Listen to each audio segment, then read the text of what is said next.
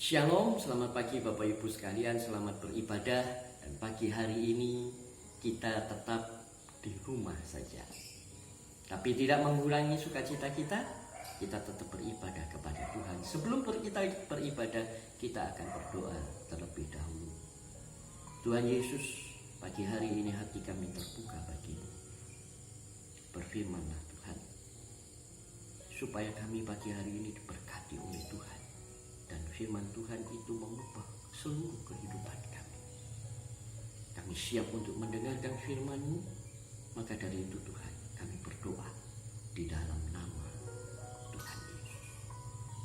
Amin. Ada satu kata yang menjadi viral, menjadi terkenal, yaitu di rumah saja. Bapak Ibu sekalian tentu tahu, di rumah saja. Kata di rumah saja bisa membuat seseorang itu kehilangan sukacita. Bisa membuat orang itu menjadi jenuh.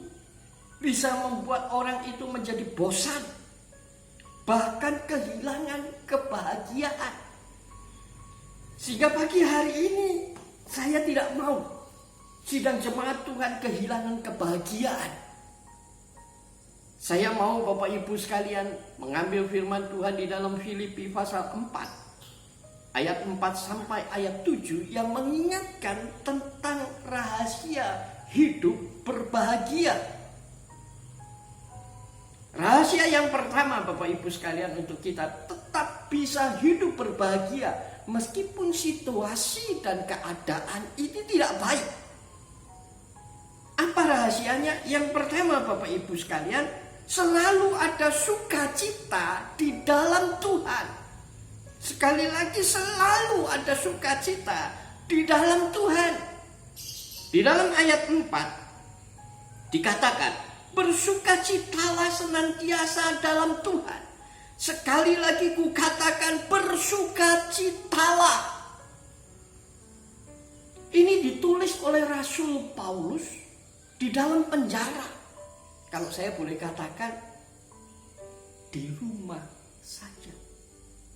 Di dalam penjara. Keadaan di penjara tentu tidak baik. Tetapi mengapa Rasul Paulus bisa menulis kepada jemaat di Filipi? Memberikan dorongan, memberikan nasihat. Bersukacitalah. Sementara mereka yang ada di Filipi di dalam keadaan yang bergumul, tertekan. Bapak Ibu Saudara, dasar kebahagiaan orang Kristen adalah karena kita punya Tuhan yang hidup. Kita punya Tuhan yang hidup. Beberapa waktu yang lalu kita memperingati kematian Yesus. 3 hari kemudian Dia bangkit dari antara orang mati, membuktikan bahwa Dia adalah Tuhan. Ketika Dia mati dengan satu tujuan, menyelamatkan. Ketika Dia bangkit, kita mempunyai pengharapan, yaitu hidup yang kekal. Jadi kebahagiaan orang Kristen karena punya Tuhan, Tuhan yang hidup. Kalau kita punya Tuhan yang hidup, maka kita punya keselamatan. Kita punya pengharapan. Ya, ini yang tidak dijual dimanapun juga. Keselamatan itu adalah anugerah. Ketika Yesus mati di atas kayu salib, memberikan keselamatan bagi seisi dunia. Barang siapa yang percaya beroleh hidup yang kekal. Bukan hanya itu Bapak Ibu sekalian. Ketika kita menyadari, kita tahu kita punya Tuhan yang hidup membuat kita bersukacita.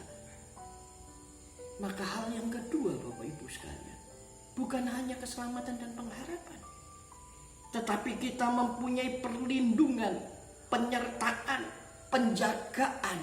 Penjagamu tidak tertidur dan tidak terlelap. Kenapa? Karena Tuhan kita hidup. Kalau kita punya Tuhan yang hidup Bapak Ibu sekalian, maka kebaikan, berkatnya itu menyertai bersukacita. Jadi pagi hari ini saya boleh katakan Bapak Ibu sekalian, orang yang hidup berbahagia, orang itu bersukacita di dalam Tuhan. Yang kedua Bapak Ibu sekalian, rahasia hidup berbahagia yang kedua, kebaikan hati itu harus bisa dirasakan bagi semua orang. Filipi 4 ayat 5. Hendaklah kebaikan hatimu diketahui semua orang, Tuhan sudah dekat. Orang Kristen seharusnya baik hati. Kenapa? Karena sudah diselamatkan. Kenapa? Karena sudah diubah. Sehingga orang Kristen harusnya baik hati. Menjadi aneh kalau orang Kristen tidak baik hati. Saya bersyukur Bapak Ibu sekalian, di dalam situasi keadaan seperti ini, jemaat Tuhan boleh saling berbagi. Beberapa waktu yang lalu saya mendengar ada jemaat yang membagi berkatnya bagi saudara-saudara yang lain. Itu membuat hati saya bersukacita. Karena kebaikan hati itu harus bisa dirasakan oleh semua orang. Harus bisa dilihat oleh semua orang, bukan untuk kesombongan, tapi untuk menjadi berkat buat orang lain. Yang ketiga Bapak Ibu sekalian, rahasia untuk bersukacita di dalam ayatnya yang ke-6. Ayatnya yang ke-6, begini bunyi firman Tuhan. Janganlah hendaknya kamu khawatir tentang apapun juga. Tetapi nyatakanlah dalam segala keinginanmu kepada Allah, dalam doa dan permohonan dan ucapan syukur. Bapak Ibu sekalian, orang yang khawatir pasti tidak bahagia. Kenapa orang khawatir Bapak Ibu sekalian? Karena dia memikirkan sesuatu yang lebih besar, lebih berat daripada kemampuannya, sehingga dia khawatir. Jadi kalau kita menghadapi masalah, yang pertama ukur kemampuan kita. Pasti kita bisa mengukur kemampuan kita. Tapi satu hal, kita tidak pernah bisa mengukur kemampuan Tuhan. Amin. Kita tidak pernah bisa mengukur kemampuan Tuhan.